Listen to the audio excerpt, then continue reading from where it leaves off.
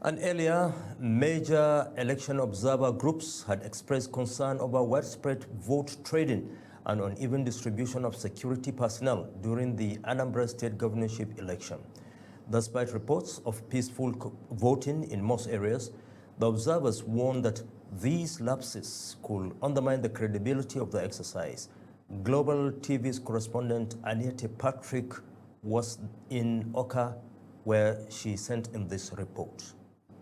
As voting winds down across Anambra State, reports of vote buying and security gaps have dominated early findings from election monitors. The Center for Democracy and Development, CDD West Africa, says its observers recorded multiple incidents of votes trading across several local government areas, particularly in Anambra Central and Anambra South. Party agents were reportedly seen offering between 2,000 naira and 10,000 naira to voters, sometimes through mobile money transfers and in some cases encouraging them to snap their ballots as proof before payment. The practice was allegedly carried out in full public view with little deterrence from security personnel. CDD also observed a high concentration of security officials, media, and election observers in polling units associated with popular political figures.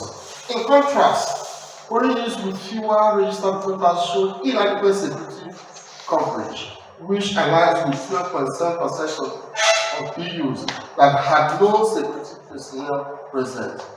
However, security presence itself became another area of concern. CDD and Kimpact Development Initiative both reported that while there was heavy concentration of police and other operatives in urban and high-profile areas, many ruling polling units had little to no security presence, creating fears of voter intimidation and potential interference. KDI revealed a troubling disconnect between the 55,000 security personnel announced for deployment and their actual ground presence, noting that some polling stations had no officers as late as 10 a.m.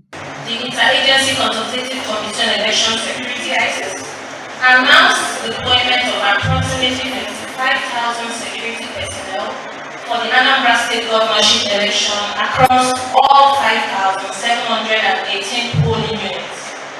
Field reports from our observers reveal a troubling disconnect between these figures. The Center for Transparency Advocacy, CTA, also highlighted this uneven distribution with reports showing that 9% of polling units had no visible security presence. CTA expressed concern that such disparities could weaken voters' confidence and threaten the integrity of the process. Observers further pointed to cases of beavers malfunction, late arrival of materials, and low voter turnout, especially among youth and women, despite a generally calm atmosphere in most areas. The inadequate welfare arrangement for police personnel deployed for the Anambra election by the police leadership. Some police personnel complained that they had nowhere to bathe and sleep and slept in open fields since they arrived at Anambra. Some also complained that they were yet to be paid their allowances, except the 1,000 budgeted for snacks for police by the INEC.